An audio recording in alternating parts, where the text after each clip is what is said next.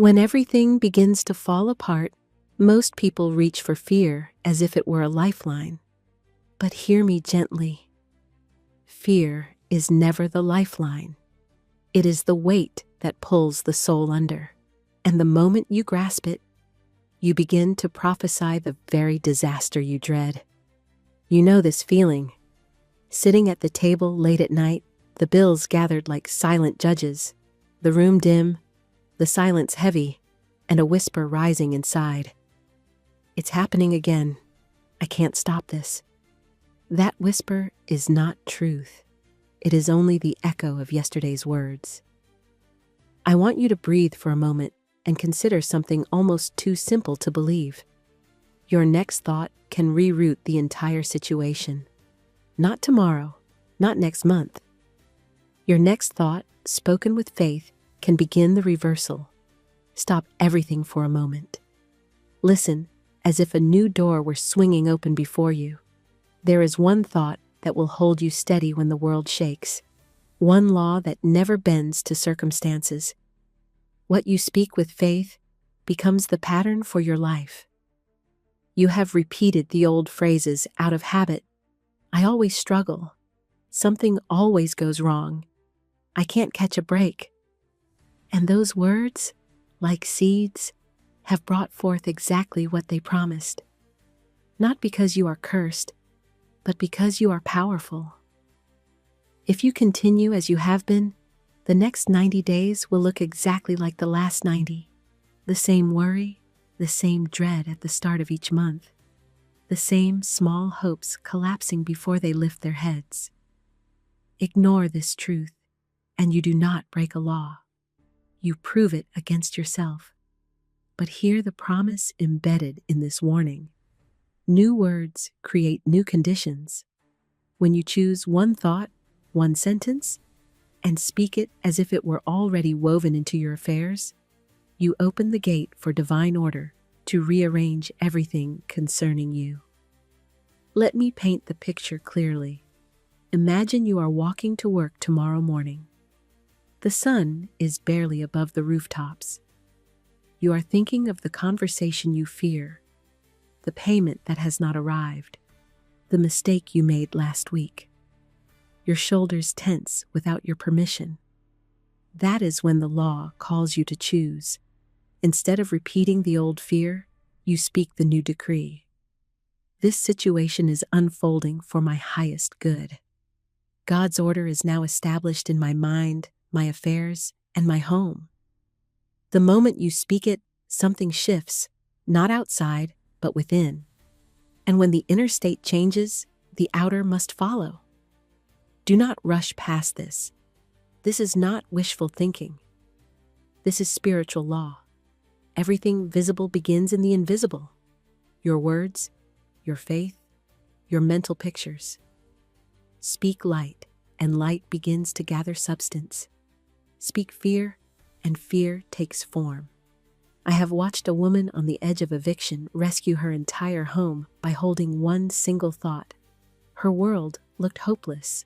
No money coming in, no promise on the horizon, no friend to lean on. Yet she chose one decree: divine abundance is now released through perfect channels.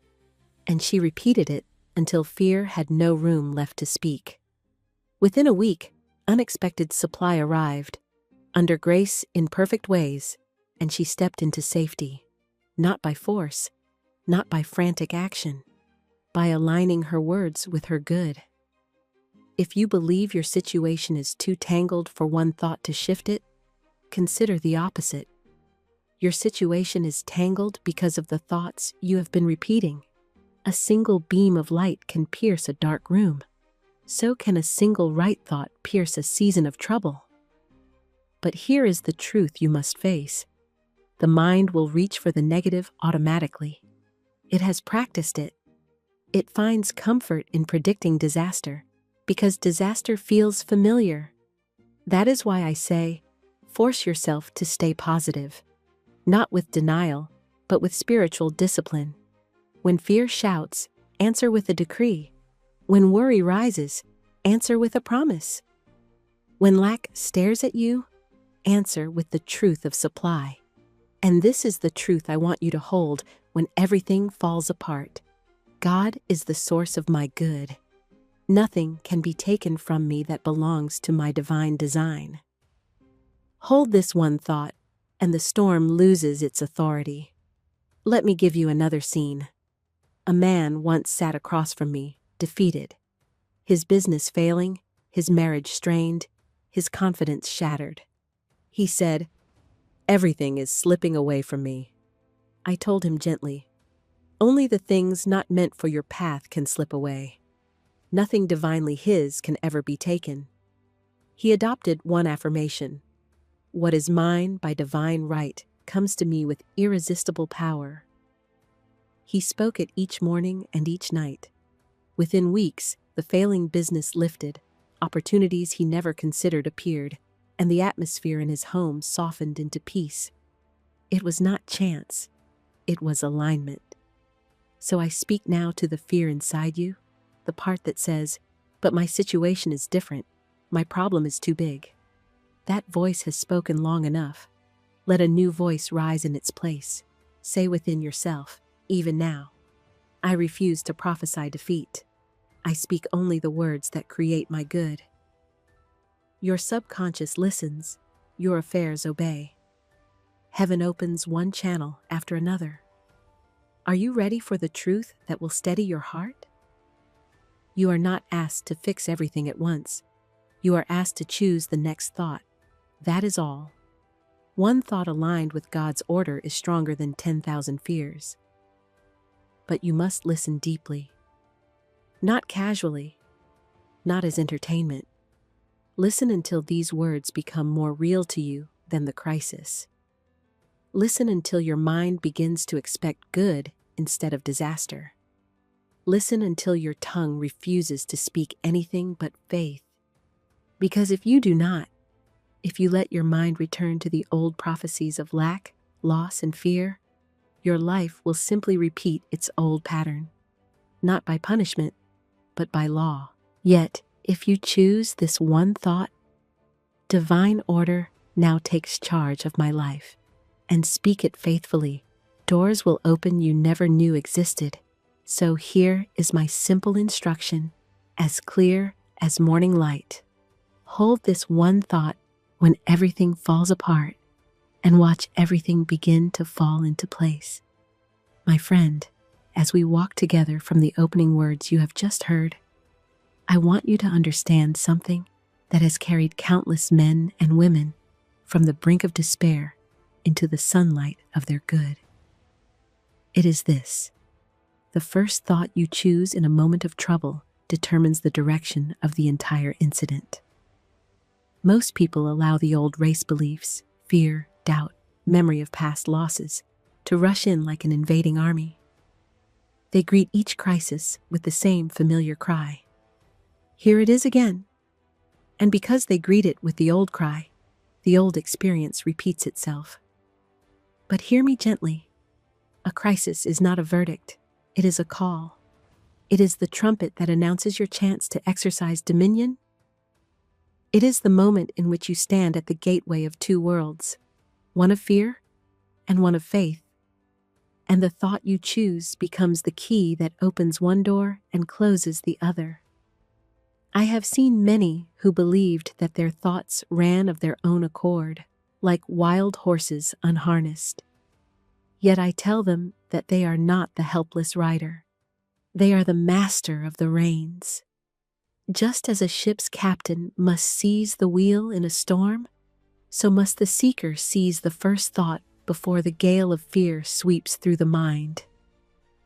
It is not difficult once you understand the law, but it feels difficult because the old habits have been practiced for years. The mind has been trained to expect trouble the way a faithful dog expects his master. But now, you must train it anew. You must say to your mind, as one would say to a stubborn servant, "You will bring me only the messages of good. I refuse to entertain disaster." When you speak with such authority, the mind obeys, for it is only a servant after all. You are the master. I often call this servant the watchman at the gate. Every stronghold has its guard, and your consciousness must have one as well. When an unwanted idea tries to advance, the watchman must challenge it. Who goes there? Are you a messenger of good or a shadow of fear? If it is not of the light, the watchman sends it away. And as you practice this discipline, others begin to feel your strengthened consciousness long before you yourself notice it. Your friends say, "You seem so calm these days," or "There is something new about you, something steady." They may not know it is the watchman at work, but they feel the difference, for peace is a fragrance one carries without knowing it. Let me give you an incident that will make this plain. A woman once came to me with tears in her eyes, saying that her home had become a place of constant emergencies. If it was not the roof, it was the plumbing. If not the plumbing, it was her husband's declining work. She said, "I do not know why everything drops upon me at once." I told her gently, "You have trained your mind to expect alarm. You rise in the morning wondering what will break next." I instructed her to answer every disturbance with one quiet sentence. "This too shall bring forth my good, for divine order cannot fail." She repeated it faithfully, sometimes through gritted teeth, sometimes through trembling, but she repeated it. And soon the emergency ceased. It was not coincidence, it was law. When fear lost its foothold in her consciousness, trouble lost its foothold in her affairs. Even her husband remarked, "You've grown so composed. It makes the whole house feel different." And indeed, it had become different, for the atmosphere of fear had been dismissed by the watchman at the gate. This discipline belongs not only to women, but to men in every walk of life. I recall a gentleman who lived under the constant dread of losing his position. Whenever his employer called his name, he would shudder inwardly, thinking, "Now he will dismiss me." At last, his fear attracted the very conditions he dreaded. The employer announced that the business must reduce staff. The gentleman came to me and said, "I knew this would happen. I always felt it." That is precisely the point. He had been rehearsing the loss in his mind, so the subconscious mind, obedient but undiscriminating, brought it about. I told him, "You must send a new message down into that deep reservoir, for the old one has worked itself out. Speak this daily. My work is divinely appointed, and no man can take from me what God has given me." He did so with sincerity and conviction. Not only did he keep his position, but several months later, his employer approached him with praise, saying, "You have seemed like a new man lately, steady, untroubled, dependable." And the gentleman received a higher post. This is the power of choosing the right thought the moment fear strikes. Now let me show you why the first thought is so crucial. When a fear appears, it is like a spark falling upon dry straw. If you allow it to rest there, if you stare at it, discuss it, stroke it with gloomy imaginings, it grows into a blaze. But if you stamp it out instantly with a word of truth, the fire is extinguished before it has time to kindle. A right thought spoken quickly is like a stone thrown into stormy waters. Its weight settles the waves. A wrong thought allowed to linger is like stirring those same waters with a stick. They rise up in confusion. You must make the first thought count, for it sets the tone of the entire episode. This is why I give you affirmations. People sometimes say, "Miss Shinn, I do not want to repeat words like a parrot." And I answer them with a smile. You have already been repeating negative phrases like a parrot for years. Why not replace them with something that builds instead of destroys? The subconscious mind is like a phonographic plate. Whatever you say again and again is indelibly recorded upon it.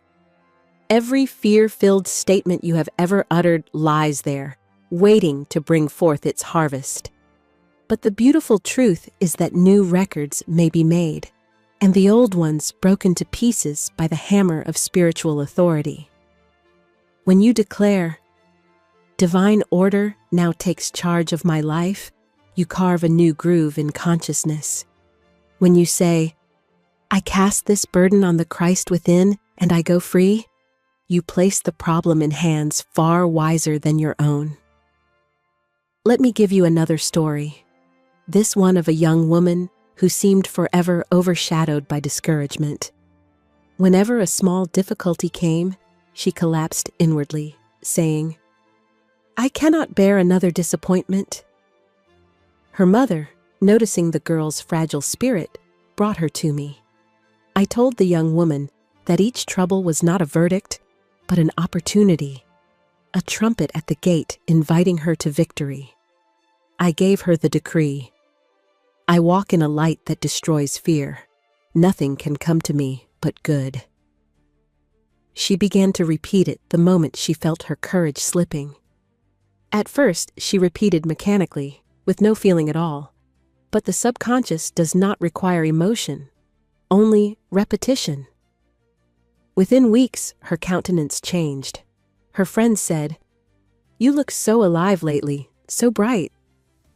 And soon a splendid professional opportunity opened to her, one that brought both prosperity and joy. She came to me beaming and said, "For the first time, I feel that life favors me." And indeed, it does favor the one who answers fear with truth.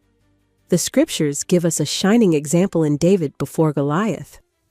The armies of Israel trembled at the sight of the giant, but David refused to entertain fear. He spoke his victory before he saw it.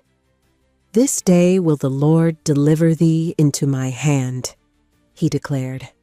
That bold word was the first thought, spoken with conviction, unshaken by appearances, and the rest of the episode merely fulfilled it.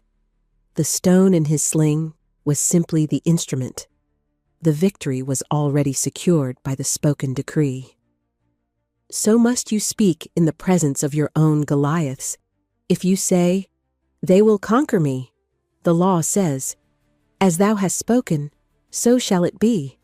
But if you say, "This giant of difficulty falls before the power of God within me," then the giant must fall.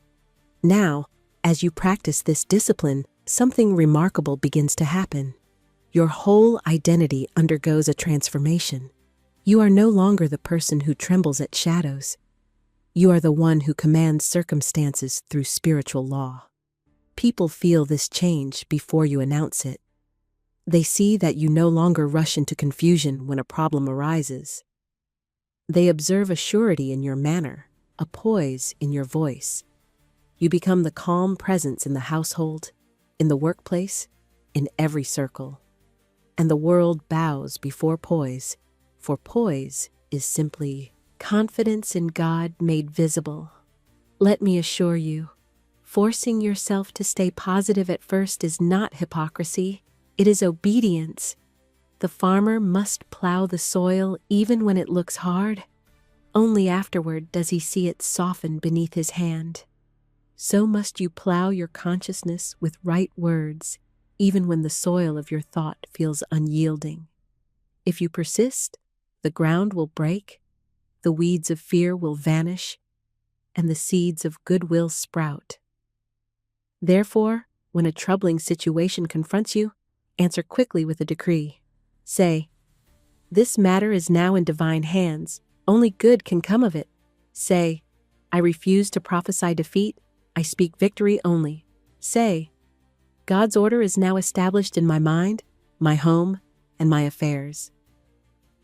Repeat these words until they take root. The subconscious mind will accept them, and when it accepts them, the outer world must reflect them. It has no choice, for the inner pattern always precedes the outer form. My friend, if you would master the game of life, begin here with the first thought. Choose the thought that lifts, not the one that drags. Choose the word of faith, not the cry of fear. Choose the decree of good, not the whisper of dread. For the moment you choose rightly, the entire universe rushes to align with your decision. And the situation that once looked like disaster reveals itself as the very path to your promised land.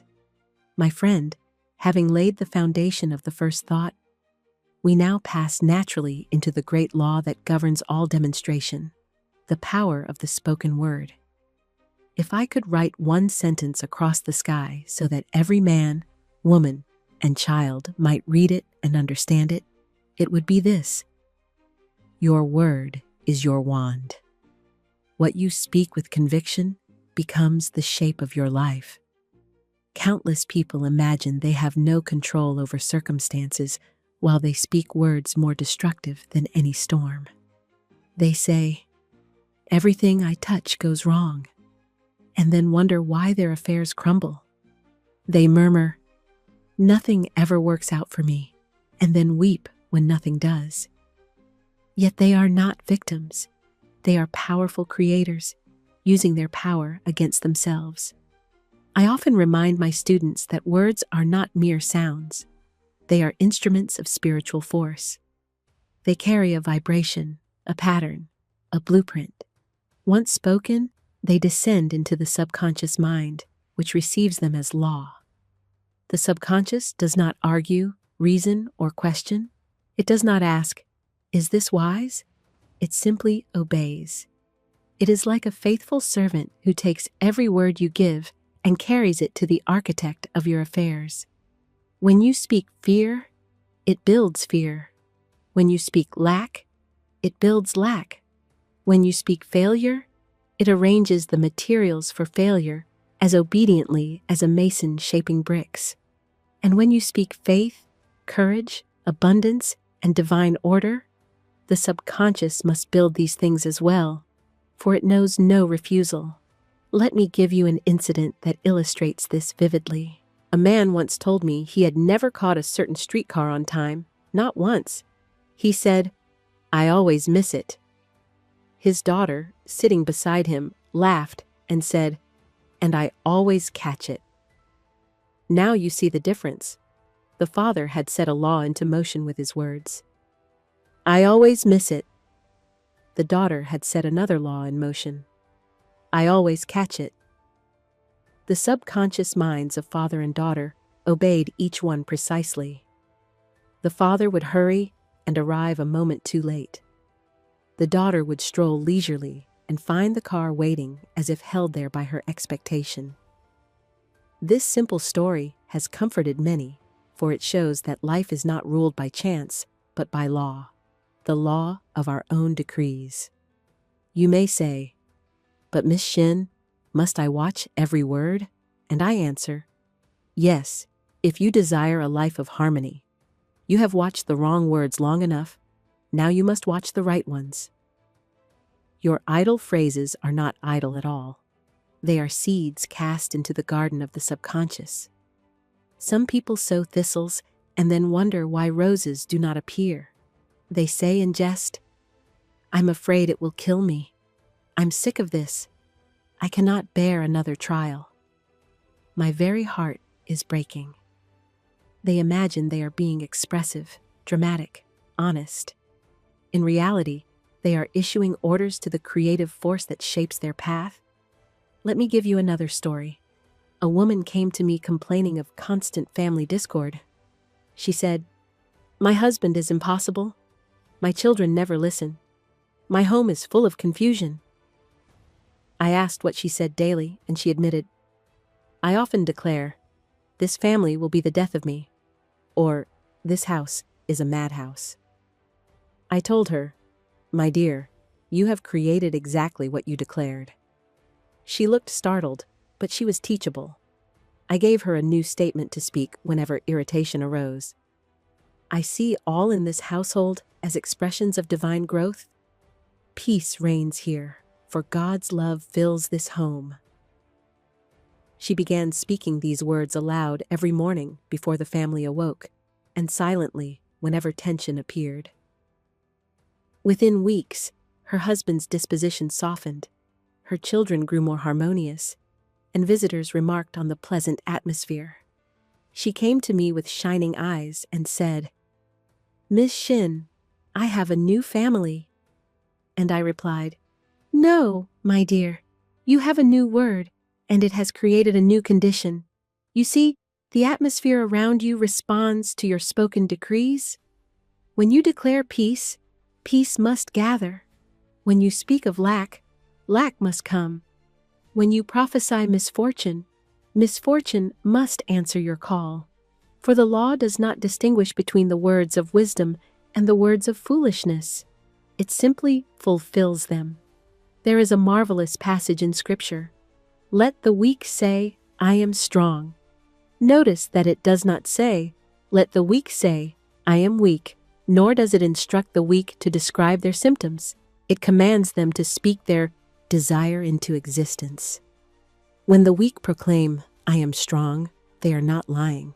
They are aligning with the higher truth. The spoken word lifts them from the appearance to the reality. You must do the same. You may feel poor, but speak abundance. You may feel afraid, but speak courage. You may feel lost, but speak divine guidance. For when you speak from the kingdom within, the outer world must rearrange to fit the pattern. Now, many students fear that affirmations spoken without feeling have no effect. I say gently, feeling will follow the word, just as surely as the seed follows the planting. The subconscious mind responds to repetition, not emotion. A woman once said to me, I do not feel the truth of these words. And I answered, My dear, you have been speaking the words of fear for years, and you did not feel them at first either, but repetition made them real to you. Now use repetition to establish the opposite. She obeyed, and her life blossomed. The scriptures give us a beautiful symbol of the spoken word in the story of Open Sesame in the Arabian Nights. Ali Baba stood before what appeared to be a solid mountain face, impenetrable, forbidding, impossible. Yet at the right word, Open Sesame, the rock parted, revealing treasure beyond measure. The metaphysical meaning is clear. Your good may seem hidden behind stone walls of difficulty, but the right word will cleave the rock. When you declare, My supply now appears from the invisible in perfect ways, the mountain of lack trembles.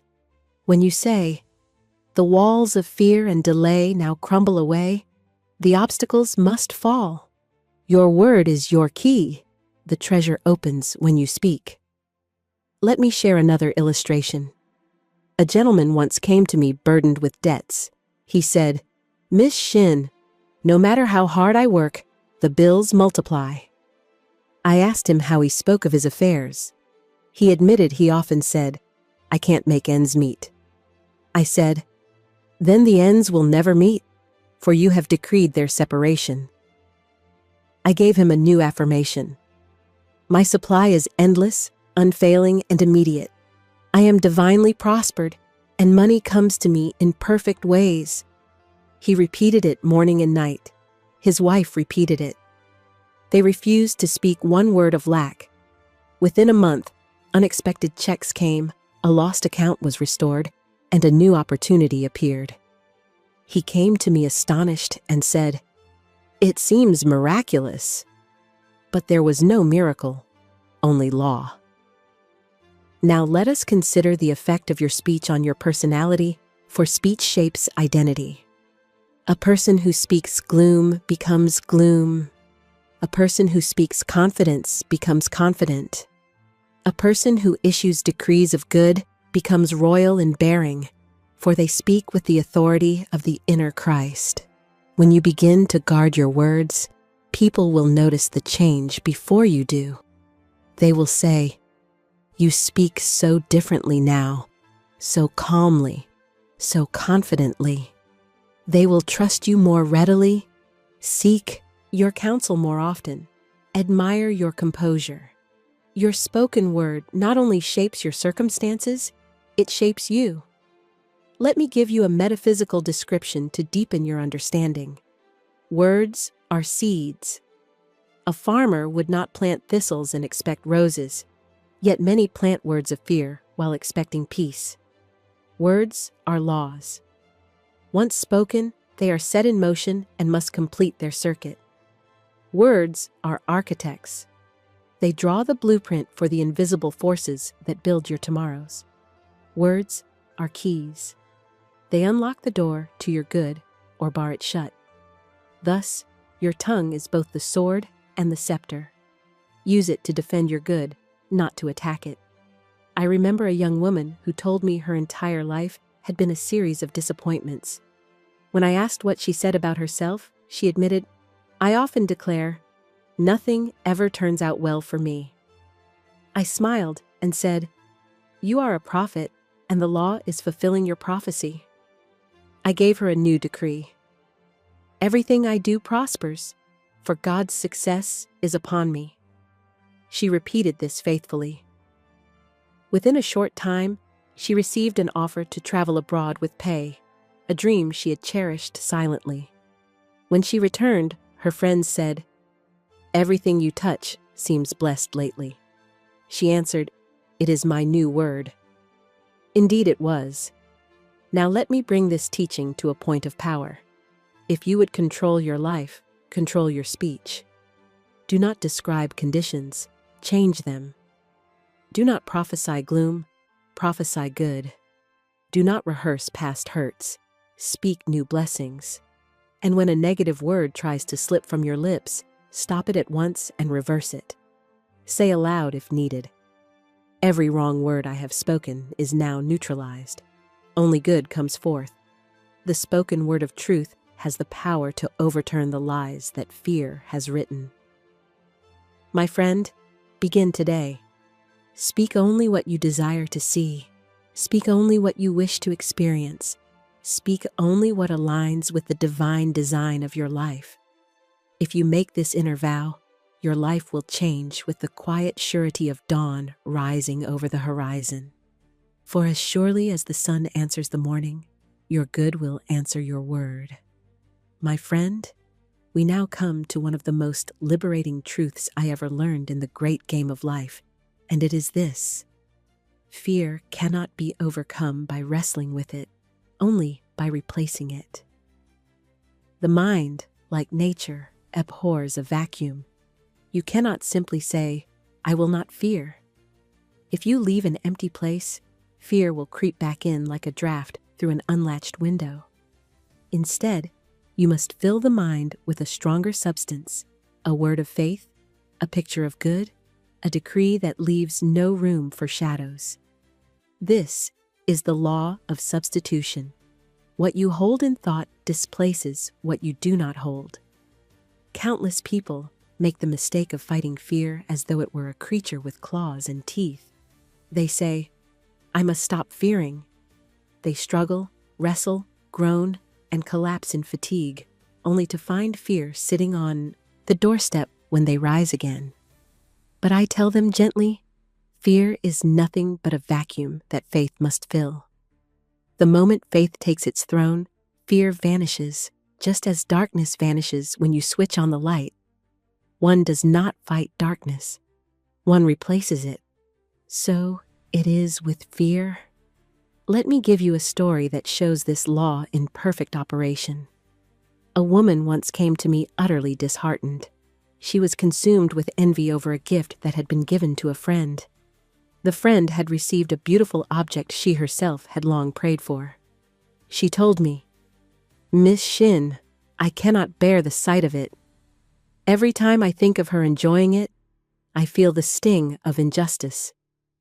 Now envy, like fear, grips the mind and blocks the passage of good.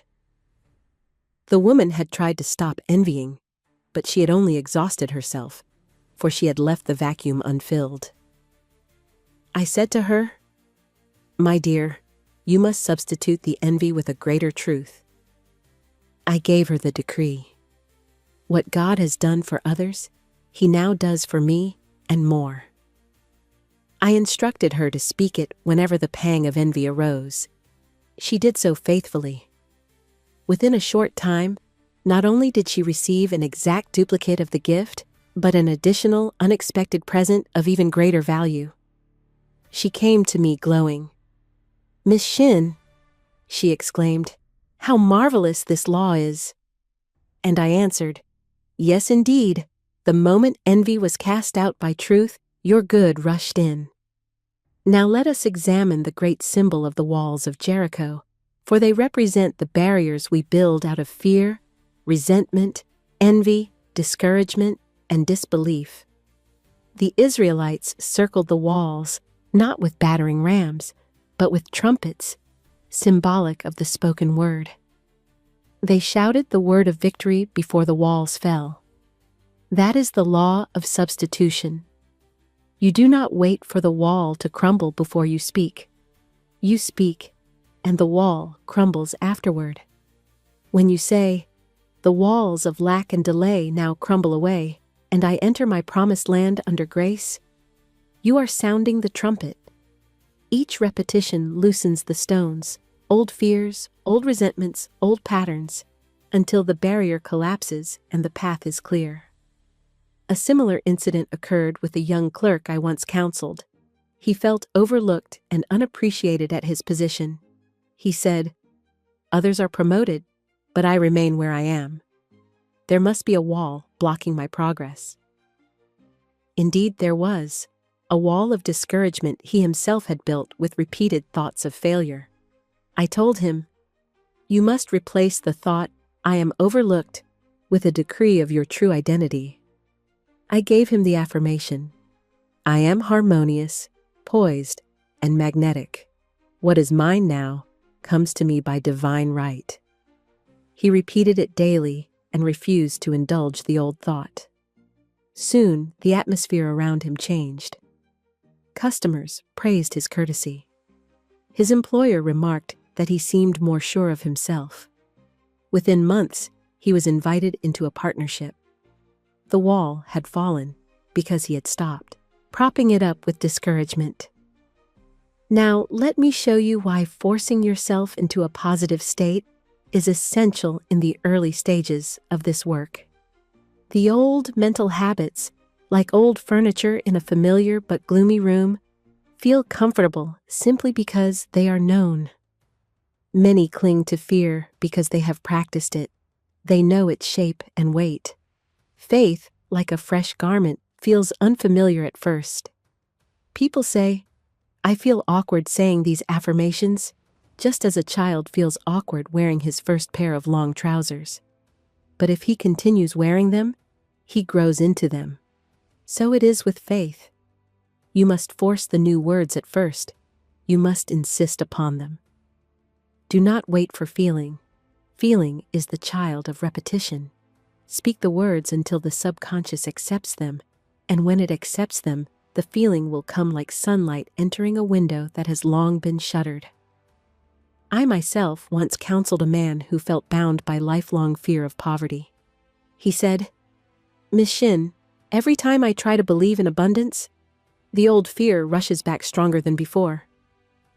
I told him, "Of course it does, for you have built a mighty wall of fear over the years. But a single trumpet blast repeated daily will bring it down." I gave him the words, "I cast this burden of fear upon the Christ within, and I go free. Divine abundance now flows to me through perfect channels." He repeated it whenever the old dread rose. His friends later told him he seemed a different man, more upright in posture, more confident in step, more cheerful in manner. They did not know it was the law working within him. Within a short time, unexpected business openings appeared and his finances blossomed. The wall of fear had collapsed. Let me give you several metaphors to deepen your understanding. Fear is a fog. When you stare into it, it thickens. When you speak a word of truth, it dissolves. Fear is an uninvited guest. If you do not bid it leave, it sits down to supper and stays the night. But if you show it the door with the decree of good, it vanishes. Fear is a shadow. It seems formidable until you turn toward the light, and then you see it has no substance. Thus, substitution is not denial, it is redirection. You do not pretend the fear is not there. You simply refuse to give it attention, and instead give your full allegiance to the truth. You may ask, Miss Shinn, how will this affect my life outwardly? I tell you, your entire personality will be renewed. The person who replaces fear with faith stands differently, speaks differently, walks differently. They are no longer timid but assured, not with arrogance, but with divine confidence. People will begin to treat you with new respect. They will sense your inner certainty and say, "There is something about you lately, something strong." They will trust your judgment, seek your company, and respond to your magnetism. For fear weakens the aura, but faith strengthens it. You become a tower instead of a reed. Let me illustrate this with a final story. A quiet woman, given to worry, came to me saying she felt invisible in her own household. Her children ignored her word. Her relatives overlooked her advice. She said, "Miss Shinn, I feel as though I carry no authority." I told her gently, "My dear, you cannot radiate authority while repeating the words of fear." I gave her the decree. My fearless faith in God now brings the divine design of my life to pass. She spoke it each morning and each evening. Within weeks, she noticed a new respect in her family's tone. Her children consulted her. Her relatives praised her wisdom. And soon, she stepped into a role of leadership in her community. That which had once ignored her now honored her, because she had substituted fear with strength. Thus, my friend, when fear rises, and it will rise while old habits dissolve, do not tremble. Speak, replace, declare. Substitute the shadow for the light, the dread for the promise, the weakness for the strength. Say, "There are no obstacles in divine mind, therefore there is nothing to obstruct my good." Say, "I walk forward with fearless faith. All that is mine by divine right now comes to me." Say it when you feel it least, for that is when it has the greatest power. Remember, the lion on your pathway is often only an angel in armor. Speak your word, and the angel will reveal itself. Replace fear with faith, and the promised land will open before you, not by force, but by spiritual law. My friend, once you have learned to choose the right thought and to speak the right word, something wondrous begins to happen. Intuition awakens. It is as though a gentle telephone within you begins to ring, and when you answer it, you hear the voice of infinite intelligence guiding your every step. I have often said, prayer is telephoning to God, and intuition is God telephoning to you. Most people pray earnestly, but forget to listen. They cry, "Show me the way." But their minds are filled with clamoring fears, anxious reasoning, and frantic planning. And intuition, which speaks in the still small voice, cannot be heard above the noise. This is why positivity is not simply pleasant, it is essential. A troubled mind is like a wireless instrument filled with static. The message cannot get through. But when fear is cast out, when the word of truth has quieted the inner chamber, intuition shines like a lantern before your path. Suddenly, what once seemed confusing becomes simple. What once felt tangled becomes straight. What once appeared impossible reveals a hidden door. The magic path of intuition does not force, does not strain, does not struggle. It flows, it opens, it arranges. It is the most effortless highway to your good. Let me tell you a story I love, for it shows how the magic path works in the humblest details. A woman I knew had only $8 left. She was desperate. She needed funds urgently, but saw no channel, no promise, no possibility. Yet she was a truth student and knew the law. She made her affirmation, "God is my supply. All channels are open. All doors are free.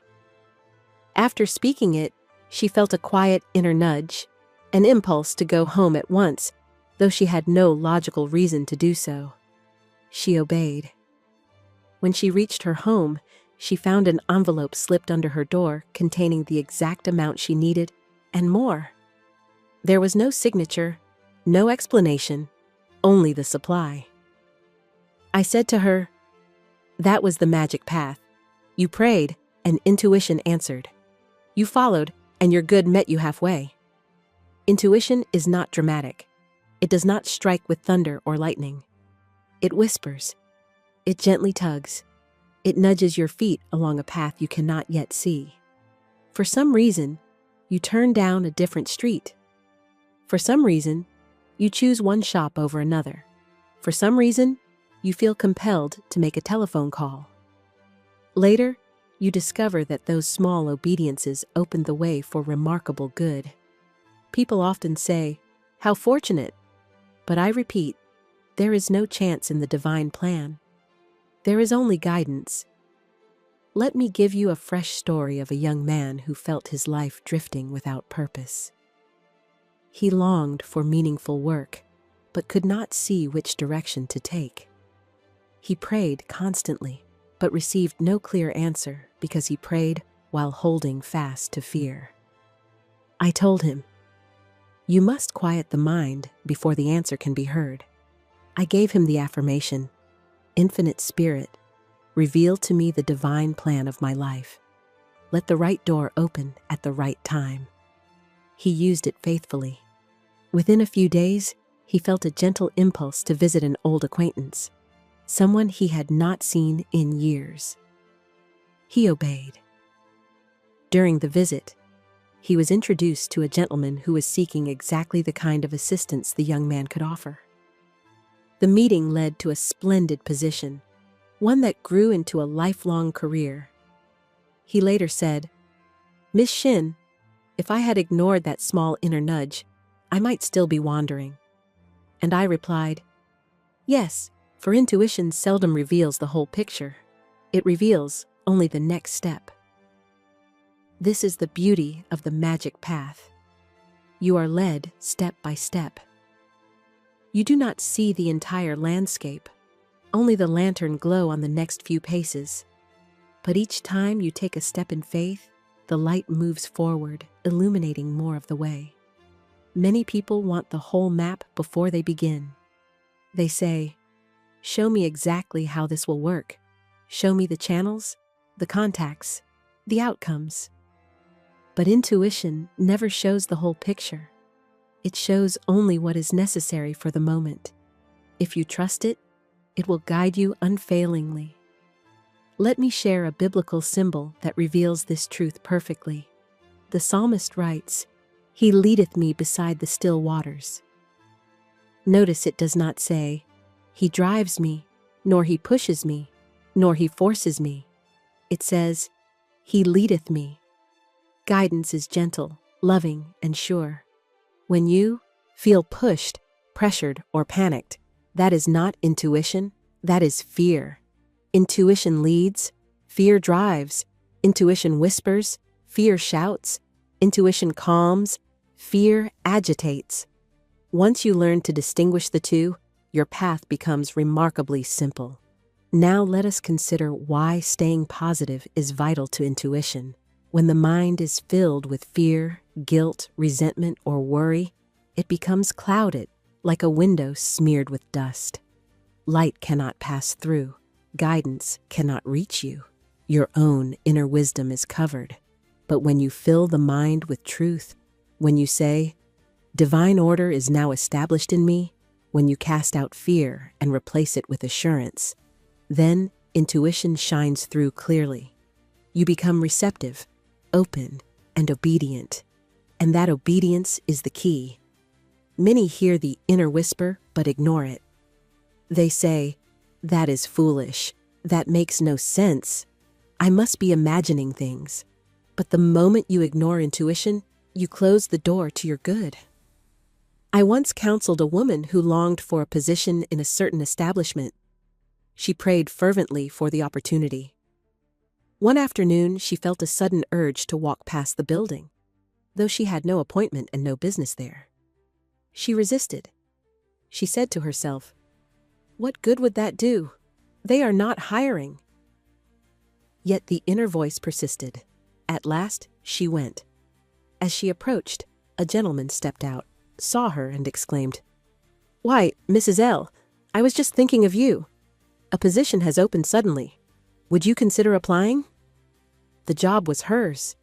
Had she resisted the impulse, she would have missed the opening entirely. That is why I say, intuition prepares the way long before you know there is a way to prepare for. You will find, as you follow intuition, that life becomes strangely effortless. You do not push doors, they swing open. You do not chase opportunities, they come to you. You do not struggle for solutions, they appear like stepping stones across a river. Your friends will marvel. They will say, "Things always seem to work out for you. You have such good fortune." But you will know it is not fortune, it is alignment. In this new state, you carry yourself differently. You become poised, quiet, and sure. People sense that you do not panic when disturbances arise. They notice that you pause for a moment, as though listening inwardly, and then you act with calm authority. I knew a woman who developed intuition to such a degree that her children would come to her and say, "Mother, what do you feel about this?" They trusted her inner guidance more than appearances. Why? Because she cultivated the habit of listening. Her home radiated peace, for she never acted out of fear. She acted only by the still small voice. Let me give you the affirmations that open the gate for intuition. There is no mystery in the divine plan. It now unfolds in perfect order. I follow the magic path of intuition. God makes a way where there is no way. Speak these often. They sweep away the dust of confusion. They invite the divine designer to reveal the blueprint of your next step. They turn the wheel from human reasoning to spiritual knowing. Now let us use a few metaphors to deepen your grasp of intuition. Intuition is a lantern. It does not light the entire path, only a few steps. But walk those steps, and it will move forward to light the next. Intuition is a tide. If you cease struggling and allow yourself to float, it carries you effortlessly to your rightful shore. Intuition is a whisper behind the curtain of appearances. It speaks a truth not yet visible, but more real than the evidence of the senses.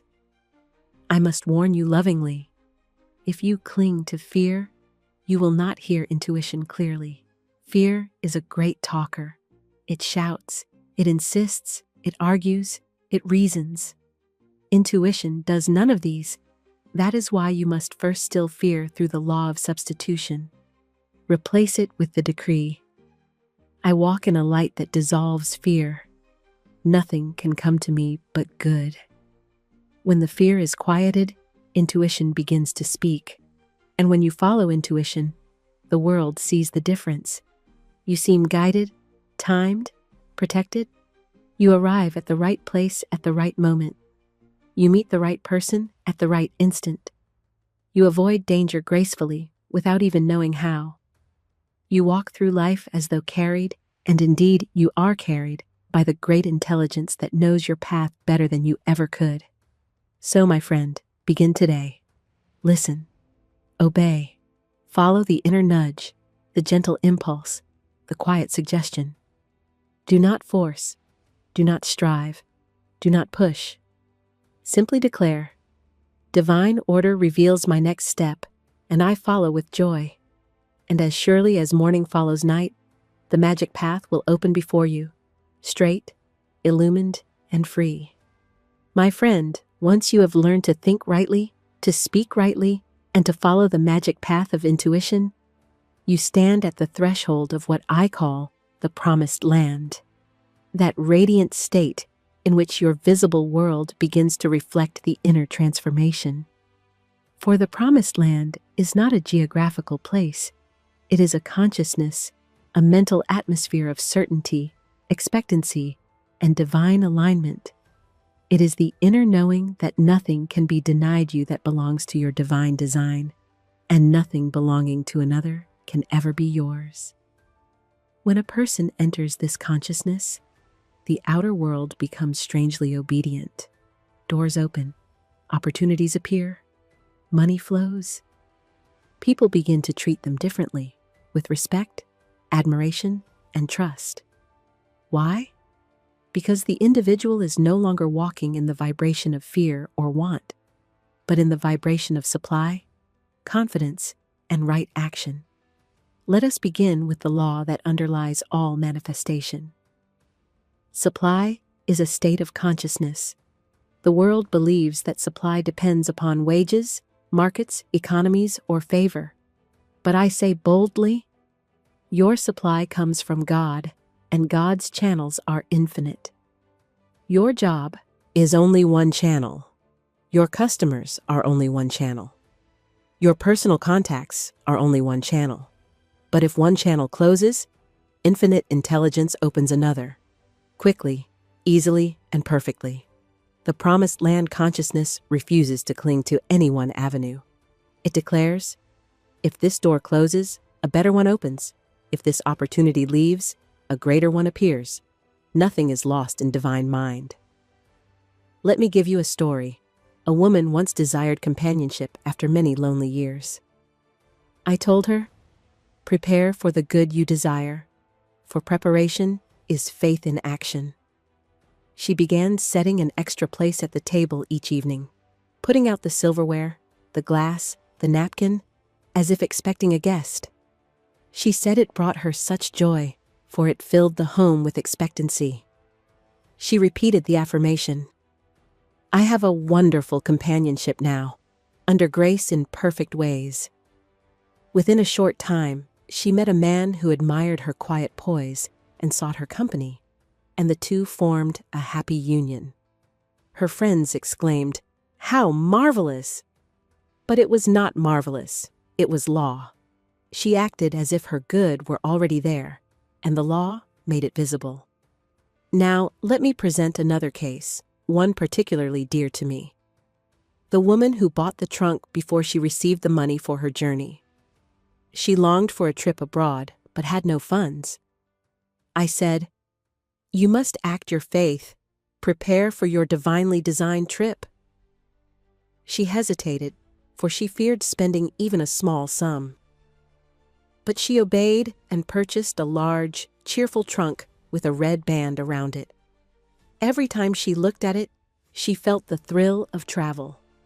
That trunk was an anchor for her faith, and soon the funds for her voyage appeared under grace in perfect ways. She later told me, Miss Shinn, the moment I bought the trunk, I felt the journey coming toward me. And indeed it was, for the promised land answers those who act as though the promise were already fulfilled. This law operates in every sphere, even in right work. So many people toil unhappily in positions that do not express their talents. They drag themselves to work each morning, murmuring, I must endure this, or there is nothing better for me. Such thoughts bind them where they are, for the law fulfills their own decree. But the person who declares, I have a wonderful work in a wonderful way, I give wonderful service for wonderful pay, sets a powerful law in motion. They begin to radiate an atmosphere of expectancy. They dress differently. They speak differently. Their very presence suggests capability and readiness. Soon, the right work seeks them out. Let me share a fresh example. A school teacher came to me feeling utterly discouraged. Her classroom was nearly empty. New students never arrived. She feared she had failed her calling. I said, My dear, you must see your room filled with eager pupils. You must speak the word. I gave her the decree. My right pupils now appear, drawn by divine appointment. She repeated it daily, and she prepared one small thing each morning as though expecting a full class, straightening the desks with care, arranging her materials with joy. Within a few weeks, new students arrived. Then more. Soon, her room was overflowing, and she told me, "Miss Shinn, I walk into the schoolhouse each day with a sense of joy, for I know I am in my right place." That is the essence of the promised land. Right place, right work, right compensation. The moment you enter this consciousness, others will sense it. People begin to look at you with new eyes. They sense your confidence, not a human arrogance, but a divine assurance. They feel your expectancy. They trust your judgment. They see you as one who succeeds. Many students have told me that after adopting the Promised Land consciousness, acquaintances said to them, "You seem prosperous lately," even before any outward prosperity appeared. Why? Because prosperity is first an inner radiance, an invisible fragrance that surrounds those who know they are financed by God. Let me give you another illustration. A woman once said to me, "Miss Shinn, I fear paying my bills. When I see the figures, my heart sinks." I replied, "Then you invite more bills and fewer blessings." I taught her to declare, "I have the magic purse of the Spirit. It can never be depleted. As money goes out, money comes in." She also began blessing each bill, saying, "I give thanks that this is paid by divine supply." Soon, her finances changed entirely. She paid her bills easily, unexpected income came, and her entire countenance brightened.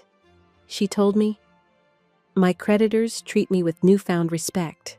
And indeed they did, for she emitted a vibration of abundance, not fear. Now let us consider an important truth. You do not enter the Promised Land by struggle.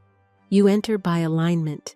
Many toil, strain, and worry, believing that force will bring success. But force only tightens the knots. Success flows through the channel of ease. This does not mean indolence.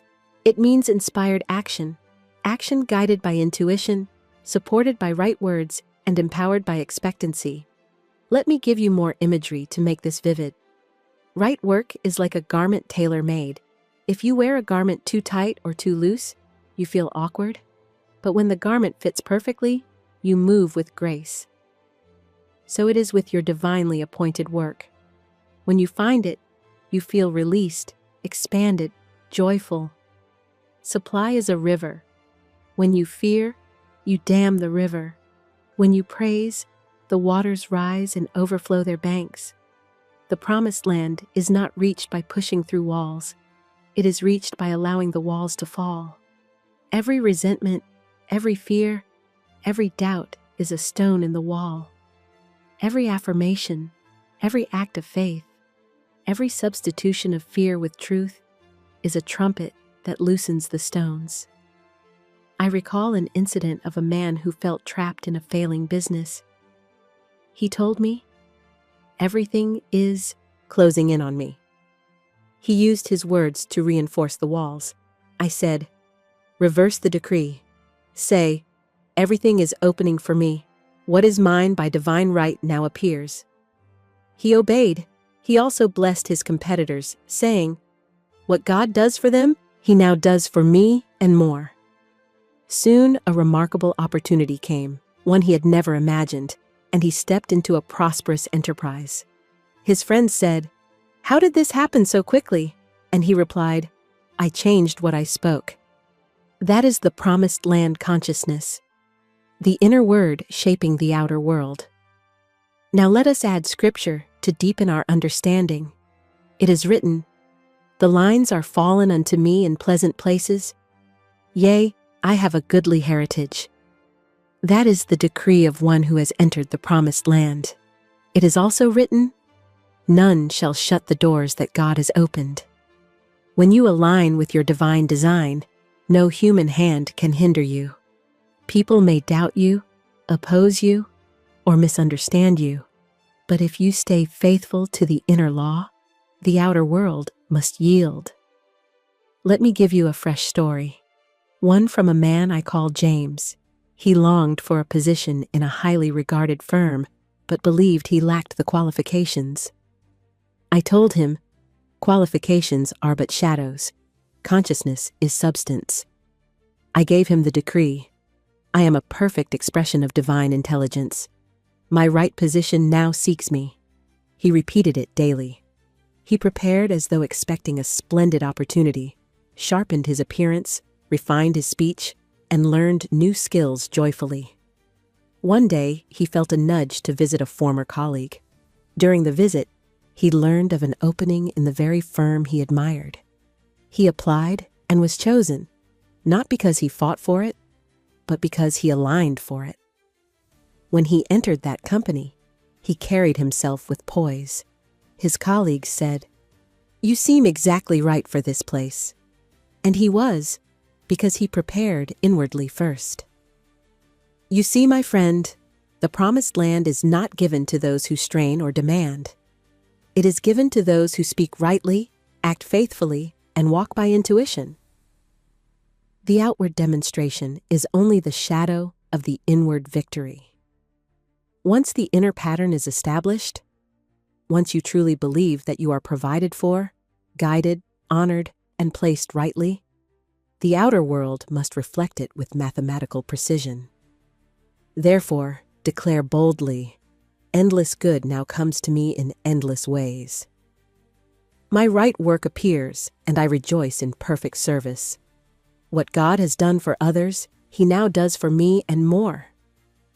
Speak these words until the subconscious mind accepts them, for once accepted, nothing can prevent their fulfillment. And when the fulfillment comes, you will not enter timidly. You will enter as one to whom the gates have long been prepared. For truly, my friend, the promised land is your inheritance. And the moment you align with it inwardly, you will walk into it outwardly with grace, ease, and joy. My friend, as you cross into the promised land of your good, you will soon discover that there is a royal armor every seeker must wear. An armor not made of iron or steel, but of non-resistance, forgiveness, and poise. These are the garments of the soul that keep you aligned with divine law no matter what appearances arise. Positivity is not merely a cheerful mood. It is a spiritual stance, a fortress of consciousness. And this fortress is built, stone, by the refusal to resist evil, the willingness to forgive swiftly, and the sacred practice of remaining poised when the world clamors for fear. Let us take the first great law, non-resistance. Many misunderstand this principle and believe it means passivity, weakness, or surrender to injustice. But non-resistance is one of the most powerful spiritual forces known to man. Resistance, anger, resentment, these are the very energies that bind you to the thing you dislike. You push against the obstacle, and your push holds it in place. But when you become non-resistant, when you say, "Infinite love dissolves this situation," "I am unmoved by appearances," the obstacle loses its power. It collapses like a shadow struck by light. I once counseled a woman who had been embroiled in constant conflict with her neighbor. Every week brought a new quarrel. The neighbor criticized her flowers, her garden, her children, everything. The woman came to me in distress, saying, "Miss Shinn, I cannot endure this any longer." I said to her gently, "You are resisting, and resistance feeds the fire. You must become non-resistant. Bless the neighbor. Send her love. Say, 'Infinite love now reigns in this situation. Peace and goodwill prevail.'" The woman obeyed, though her pride protested. Yet, as she blessed instead of battling, the atmosphere shifted. Within 3 weeks, the neighbor greeted her warmly and even apologized for past harshness. The woman returned to me astonished, saying, "Miss Shinn, it is as though she is a different person." And I replied, "She is not different. Your reaction is different. You removed the magnet of resistance, and the discord dissolved." Now we move to the second piece of spiritual armor: forgiveness. My friend, nothing binds good away from you more swiftly than resentment. Resentment is like a chain wrapped around the subconscious mind. You may pray for supply, but if resentment is active, the door stays shut. You may speak affirmations, but resentment acts as a boomerang, returning harsh experiences to you. The scriptures say, "Forgive, and ye shall be forgiven." And metaphysically, this means, forgive, and your good will be released. I recall a woman who had suffered poor health for years. She had tried every remedy, but remained afflicted. One day, she confessed to me, "Miss Shinn, I cannot forgive a certain person who wronged me long ago." I said lovingly but firmly, "Until you forgive, you cannot be free. You are holding that individual in bondage, and bondage always works two ways." I gave her the affirmation, "I forgive everyone, and everyone forgives me. I am free, and all others are free." She repeated it, though at first it felt hollow. Yet as she persisted, a strange lightness came over her.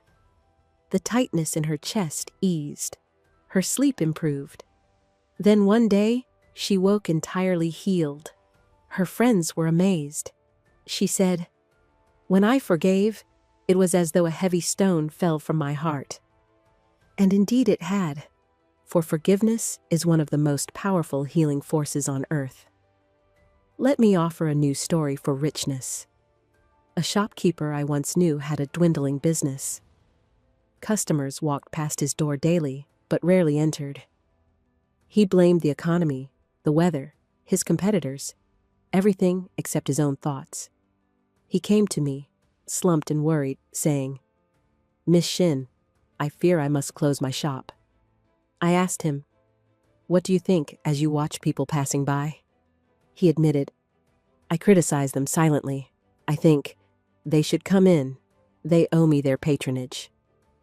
I said, "My dear man, you are sending forth criticism, and criticism returns as lack. Bless instead of blame." I gave him the decree. I bless every passerby. Divine love draws to me those who are seeking what I offer. He practiced faithfully. Soon, customers began stepping in. Sales increased. Within months, his little shop became a thriving business. He told me, "Miss Shinn, I now bless every face I see." And I smiled and said, "Yes, for blessing opens the windows of heaven. Criticism closes them." Now let us consider the final piece of spiritual armor: poise. Poise is spiritual royalty made visible. It is the stillness of the soul that remains unshaken even when the world trembles. Poise is not learned through willpower. It is the natural result of knowing that God controls every detail of your life and affairs. When you have poise, others instinctively trust you, for poise is the mark of one who walks with God. The scriptures say, "The Lord shall fight for you, and ye shall hold your peace." Poise is that peace. A certain woman I taught had been tormented by fears. Every slight difficulty caused her to tremble. If her child coughed, she imagined calamity. If a bill arrived, she saw ruin. I gave her the decree. I walk up to the lion on my pathway and find it is an angel in armor. This statement became her shield. Each time a difficulty arose, she felt herself walking toward it instead of shrinking from it. And invariably, she discovered that every fearsome lion turned out to be an angel, bringing a blessing disguised as a trial. Over time, her very nature transformed. Her husband said to her, "My dear, you have grown so calm and strong, I scarcely recognize you." This is poise, inner mastery expressing as outer dignity. Now let me offer you a deeper, metaphysical understanding of these three spiritual garments. Non-resistance is surrender to divine law, which never errs. It says, I trust the process of life. I trust God's timing. I trust the unfolding. Forgiveness is release. It cuts the cord that binds you to past hurts and frees you to receive new good. Poise is alignment. It is the steady flame of faith that does not flicker when the winds of appearance blow. Imagine a person who practices all three. Such a one moves through the world untouched by criticism, untroubled by delays, unshaken by circumstance. People admire them, though they may not know why. They say, "There is something serene about you, something noble." That is because the soul wearing the armor of spiritual principles cannot be disturbed. Let me offer several metaphors to bring these laws into full color. Non-resistance is water flowing around a stone. The water is not hindered. It simply finds its way with grace. So must you move around obstacles, not attempt to batter them. Forgiveness is the cutting of an anchor chain. You cannot sail into your good while tethered to past injuries. Poise is the mountain that does not tremble at the winds. It stands firm because it knows its roots. Now, I must add a practical instruction. To remain positive at all times, you must release resentment as swiftly as it arises. Do not hold it even for an hour, for resentment grows roots quickly. Say at once, "I give no power to this. I bless all involved and release the situation to divine love." When you do this promptly, the disturbance dissolves before it has time to manifest outwardly. I once taught a woman who kept a long black crepe veil for funerals. She said she wore it often. I exclaimed, "You are preparing for sorrow. Throw it away at once." She did. Her life brightened. The veil had symbolized mourning, and she had worn it mentally even when she did not wear it outwardly. To remain positive, you must not only speak positive words, you must remove the symbols of fear from your life. Let us now consider how forgiveness transforms identity. Those who forgive radiate beauty. Their faces soften. Their voices sweeten. Their aura expands. People feel comfortable in their presence. They attract kindness because they extend kindness. A forgiving person is like a warm hearth. Others gather around them. But a resentful soul repels good. Their very posture hardens. Their eyes dull. They become magnetic to trouble. So I say, forgive quickly, thoroughly, joyfully. Forgive as though your prosperity depends on it, for it does. Now let us anchor this teaching with affirmations. I forgive everyone and everyone forgives me. Doors swing wide for my good. Infinite love now dissolves every wrong condition. There is no loss in divine mind. I am compensated richly with increase. Speak these when disturbances arise. Speak them when old memories try to return. Speak them when provoked, challenged, or misunderstood. They are your shield. Finally, my friend, understand this. Non-resistance, forgiveness, and poise are the guardians of your positivity. Without them, fear finds cracks in the walls. With them, you stand strong and serene, unmoved by appearances, guided by intuition, and anchored in truth. The one who practices these laws becomes impossible to defeat, for they have ceased battling the world and begun aligning with God. When appearances seem threatening, say, "This, too, is good. This, too, is God. This, too, shall pass." And watch how quickly the lion becomes an angel and the storm becomes a gentle rain that waters the seeds of your new good. My friend, we now arrive at the great culmination of all the laws we have walked through together. The state I call the new consciousness. It is a consciousness built neither in a moment nor in a single declaration, but gradually, lovingly, firmly, by the repeated use of right words, right thoughts, right obedience to intuition, and right inner discipline. When this consciousness is established, you no longer try to stay positive. Positivity becomes your natural climate, the air you breathe, the atmosphere you carry into every room. Just as one who has lived long in the sunlight carries warmth in the skin even through winter, so does the soul who has lived in spiritual truth carry light through every season of life. This new consciousness is the result of impressing the subconscious mind with divine ideas so consistently that old race thoughts lose their home within you. Where fear once found habitation, faith now dwells. Where lack once echoed, abundance now sings. Where confusion once reigned, divine order now sets every detail in its perfect place. You begin to feel that you are walking in a world that is supporting you instead of opposing you, guiding you instead of ignoring you, blessing you instead of withholding from you. For indeed, my friend, the world is your mirror, and when the inner picture changes, the outer reflection must follow. Let me paint a picture of life lived in the new consciousness. You awaken in the morning, not with dread, not with a weight in the heart, but with a sense of expectancy. You say within yourself, "This is God's day, and a day of good." You dress without hurry or heaviness, for you know you are guided step by step. As you move through your home, you bless your surroundings, saying, "Divine order is established here." You bless your loved ones, your work, your affairs. You step into the world as one who knows their source. You are not anxious about finances, for you know supply is unlimited. You are not troubled by delays, for you know delays are simply divine timing in disguise. You are not shaken by criticism, for you know that only truth can touch you.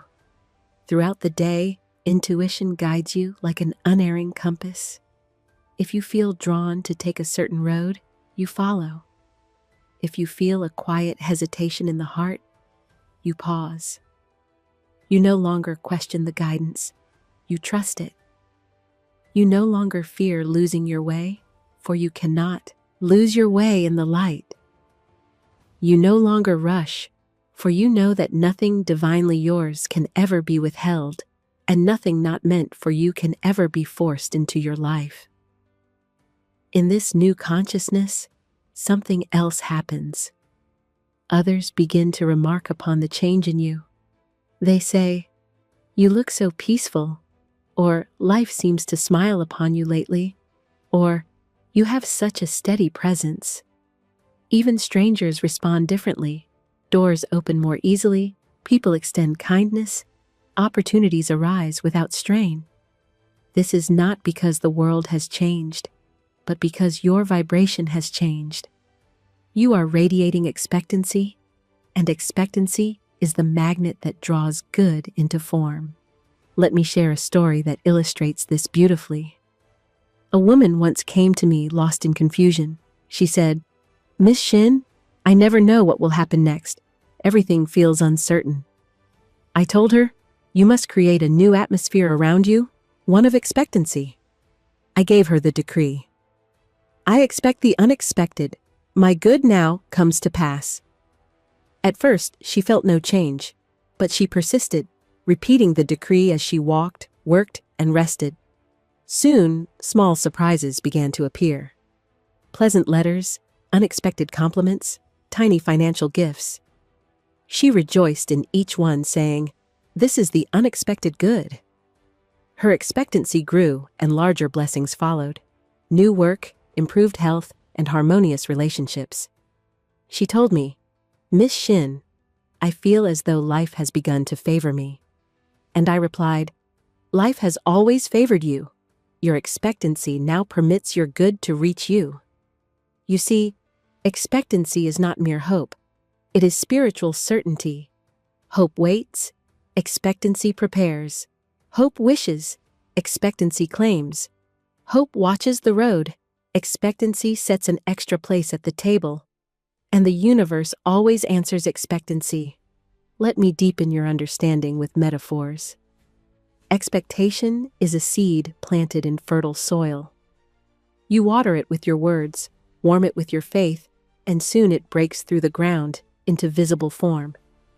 Expectation is a magnet.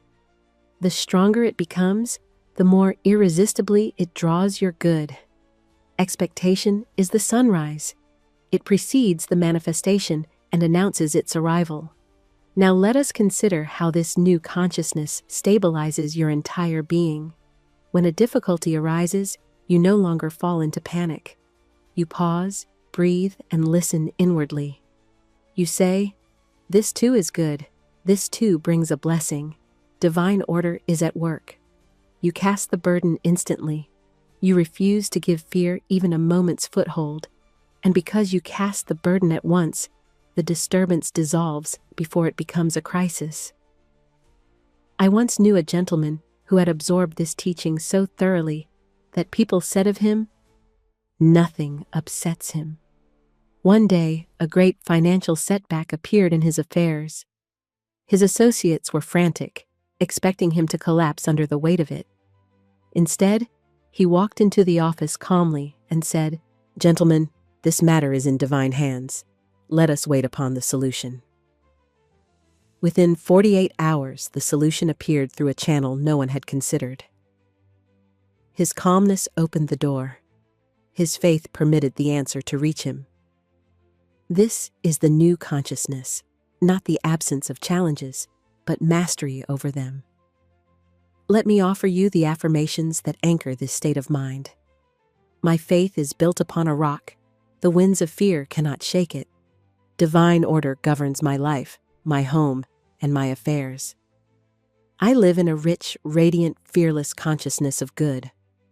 The divine design of my life now comes to pass.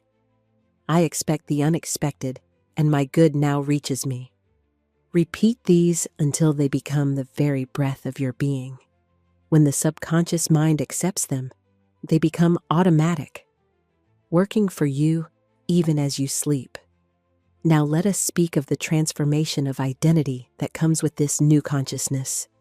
You are no longer a seeker, you become a knower. You no longer grasp, you attract. You no longer chase, you magnetize. You no longer fear, you trust. People sense it in the way you stand, the way you speak, the way you move. You become what I call a living affirmation. Wherever you go, you carry an atmosphere of assurance that blesses others. Your presence uplifts them, though they may not know why. They feel safe near you. They feel guided. They feel hope rise within themselves. That is the power of a soul living in divine order. And now, let me offer a final truth. You do not create your good, you reveal it. The divine design of your life has always existed, just as the oak exists within the acorn. Your words, thoughts, and faith simply clear the soil so the oak may grow. Your right work, your supply, your companionship, your perfect self-expression, all of this is already prepared. The new consciousness is the acceptance of this truth. It is the quiet joy of knowing you walk on a prepared pathway. So, my friend, let us anchor the truth firmly. Whatever you dare to speak with fearless faith, you shall one day hold in your hand. The universe is unfailingly obedient to the one who speaks the right word, listens for intuition, forgives swiftly, stands in poise, and expects good with unwavering certainty. This is the path. This is the law. This is the new consciousness. And it is yours, now, under grace, in perfect ways.